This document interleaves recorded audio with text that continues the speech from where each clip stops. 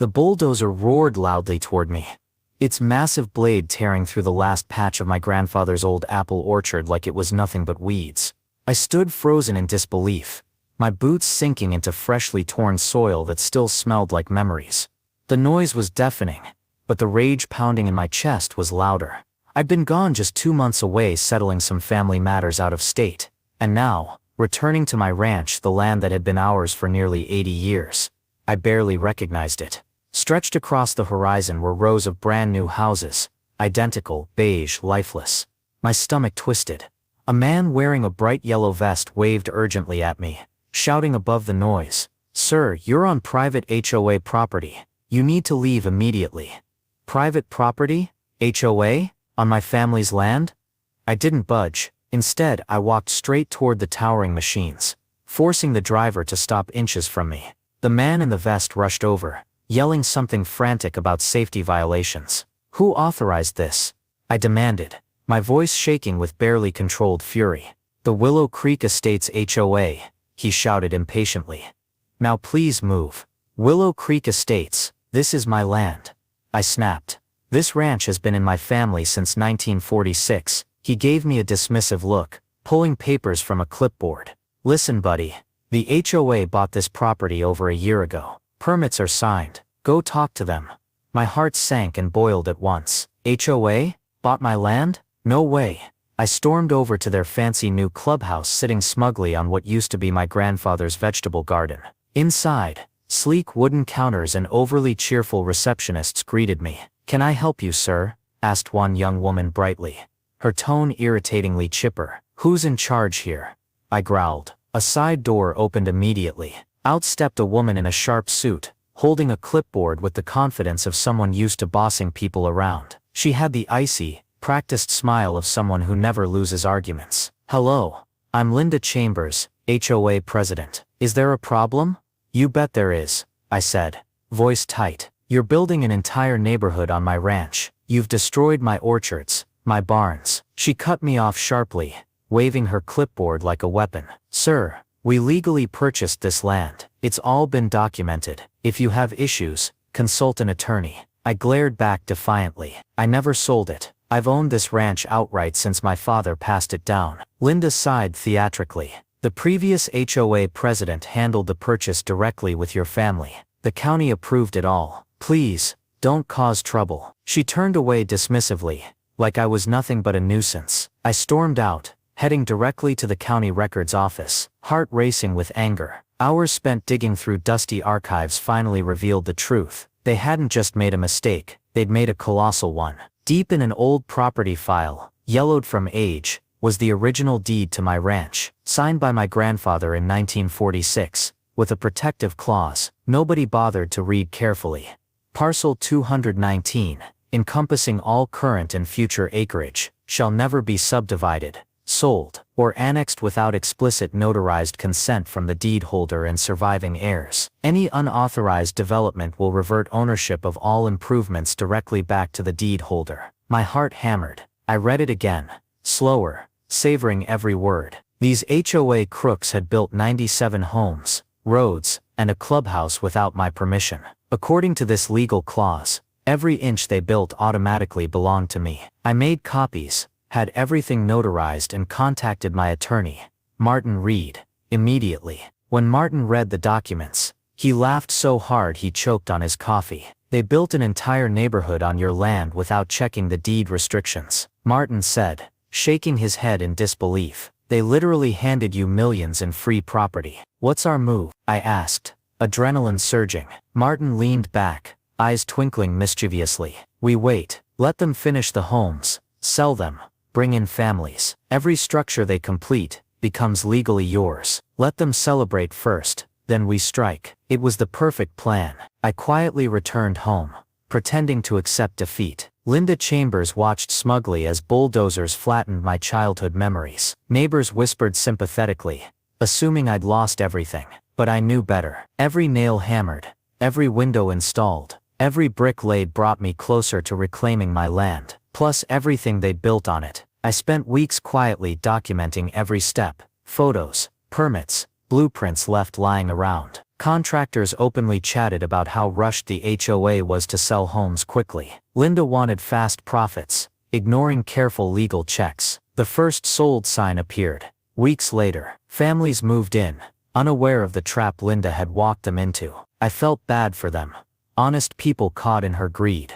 But justice demanded patience. I attended HOA meetings, keeping my face neutral. Linda smiled sweetly at me, convinced she'd won. She had no idea each sale sealed her fate. One afternoon, Marcus, an elderly neighbor, stopped me near the property line. "I'm so sorry," he said sadly, looking at the sprawling development. "It's horrible what they've done."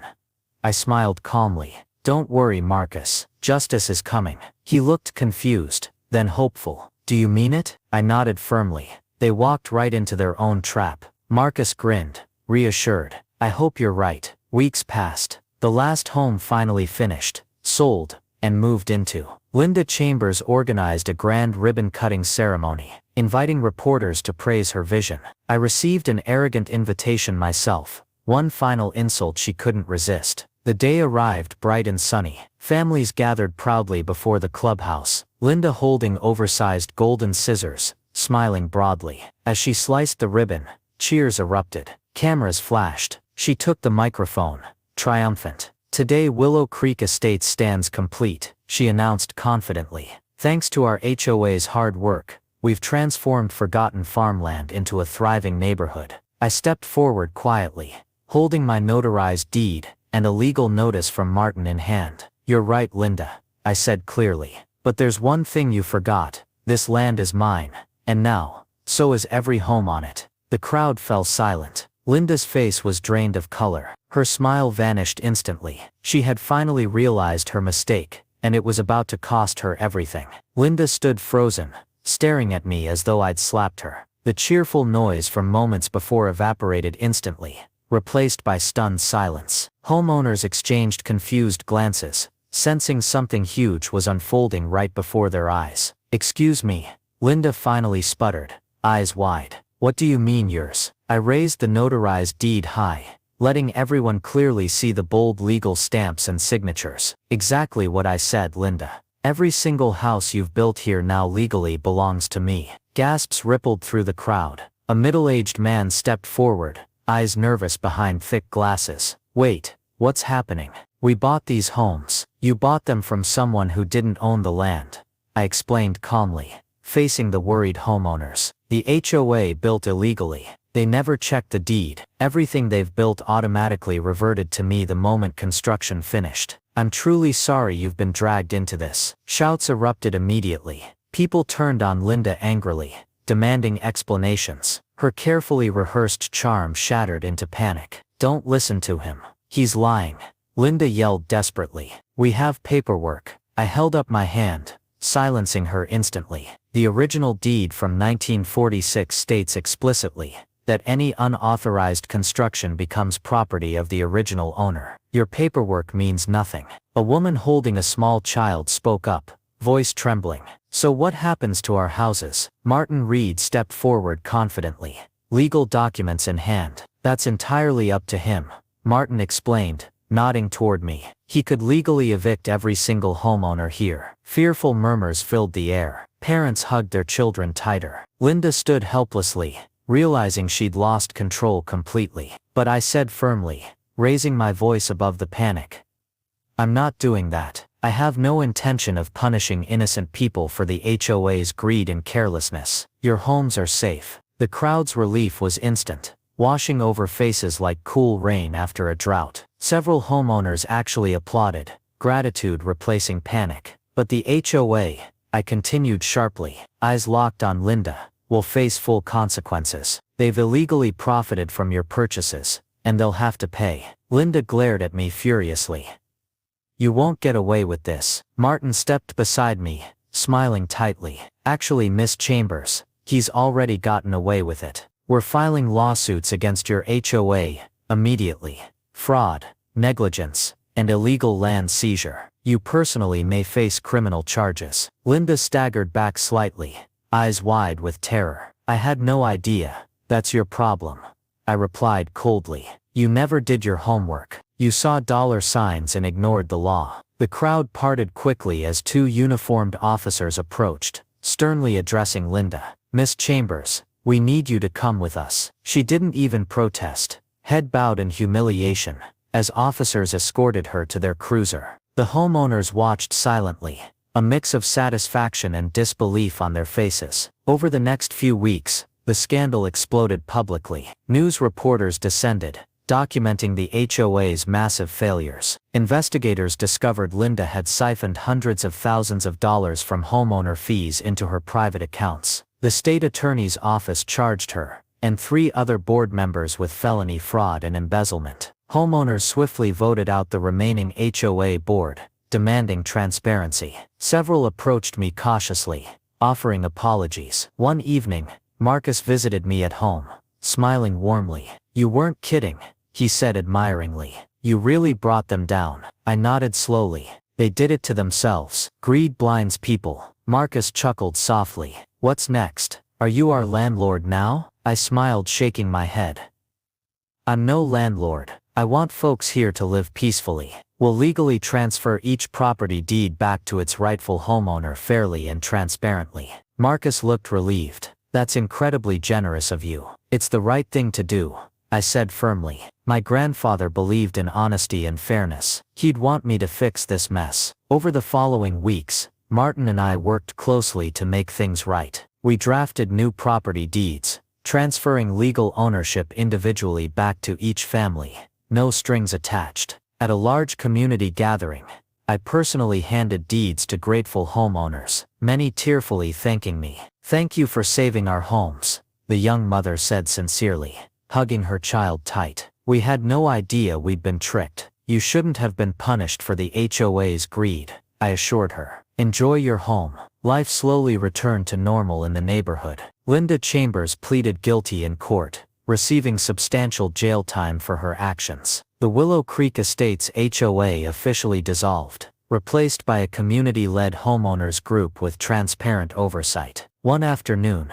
I walked the streets where my grandfather's orchards once stood, now filled with happy families, kids playing safely, neighbors chatting comfortably. It wasn't the ranch I'd grown up on, but in a strange way, it honored my grandfather's legacy more powerfully than empty farmland ever could. He'd always wanted to build community, just not through greed and deceit. As evening fell, families gathered spontaneously in the open community space. Once the orchard I cherished. Marcus waved me over, grinning broadly. "Thanks to you," Marcus said sincerely, "this community is finally safe. You've given us our homes back and something even more important, trust." I nodded, heart full. My grandfather would be proud. Linda and her greedy HOA had tried stealing my family legacy, assuming I wouldn't fight back. But they'd underestimated my patience, and the truth. Their arrogant greed built an entire neighborhood that in the end, wasn't theirs at all. Instead,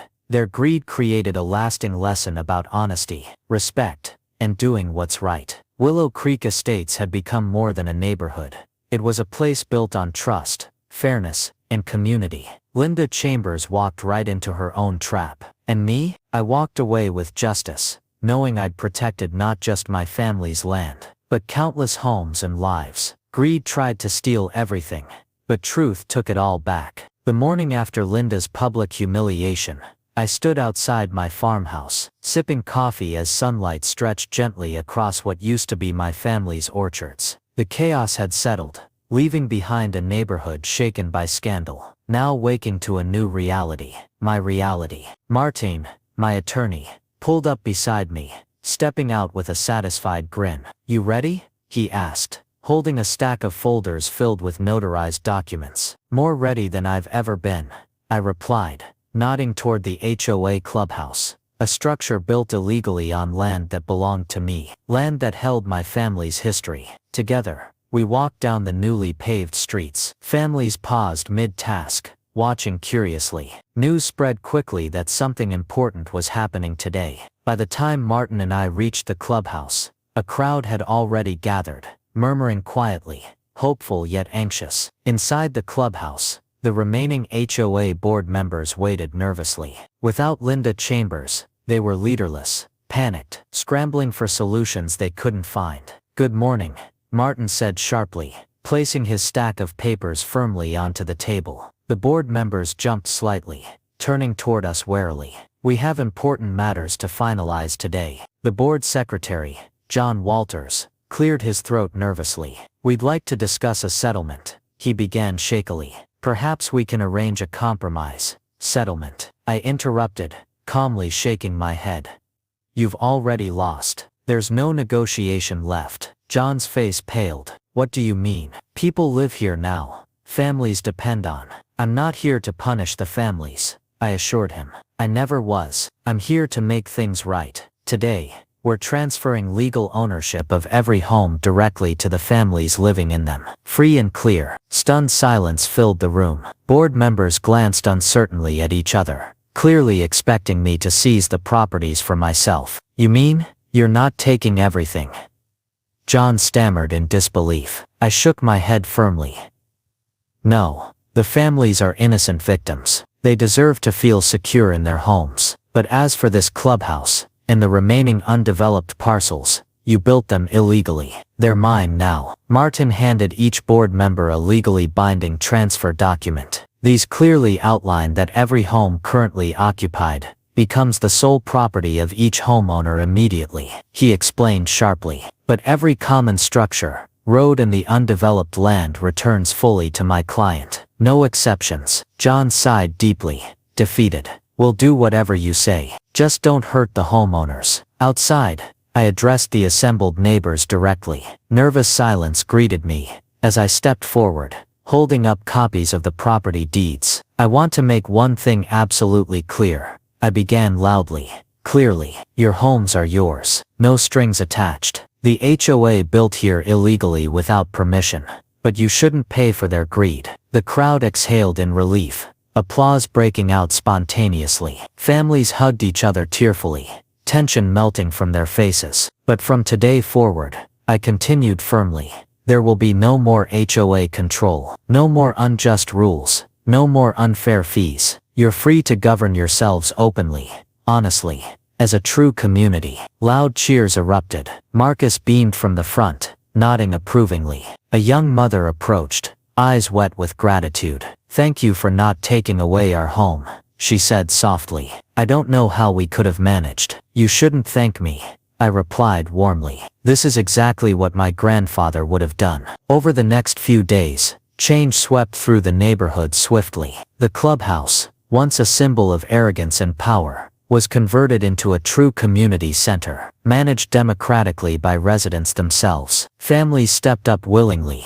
eager to create a fair, transparent system of self-governance, free from the shadows of the old HOA. Even the roads, sidewalks, and common spaces, now legally mine, were handed back freely to homeowners. No longer tools of intimidation but genuine community property, maintained by neighborly cooperation. As for Linda Chambers, news broke of her conviction on multiple felony counts. She was sentenced to several years behind bars, justice finally catching up with her greed. The community breathed a collective sigh of relief, closing that dark chapter forever. Months later, life in the neighborhood flourished like never before. Kids played freely without fear of HOA patrols. Neighbors hosted block parties and barbecues openly, friendships blooming naturally, without suspicion or worry. One evening, Marcus joined me on my porch, watching families stroll comfortably down streets they'd once feared. He shook his head, smiling warmly.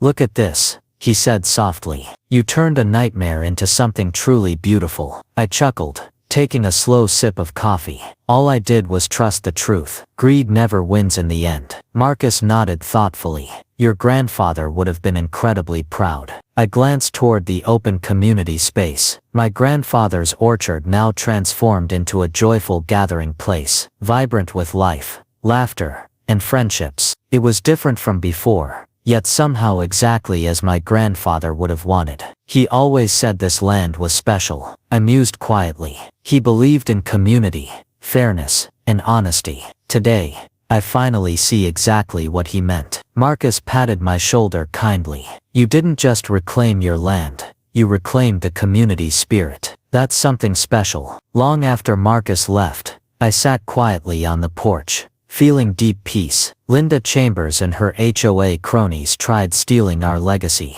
arrogantly building 97 homes without permission, convinced they were unstoppable. But greed had blinded them completely. They failed to notice the simplest yet strongest force of all: honesty. My grandfather's deed, crafted carefully so long ago, held power stronger than any corrupt HOA or flashy development ever could. Their arrogance led them straight into my trap, one I hadn't set deliberately, but one my grandfather created decades earlier, foreseeing that someday someone might try stealing his family's land. He'd built a legacy stronger than bricks and paperwork, one built on integrity. And when Linda walked arrogantly onto my land, greedily erecting homes that would never belong to her, she'd walked straight into his trap. All I had to do was wait patiently, trusting the truth would eventually win. In the end, the HOA lost everything: their power, reputation, freedom, and the community gained something far more valuable: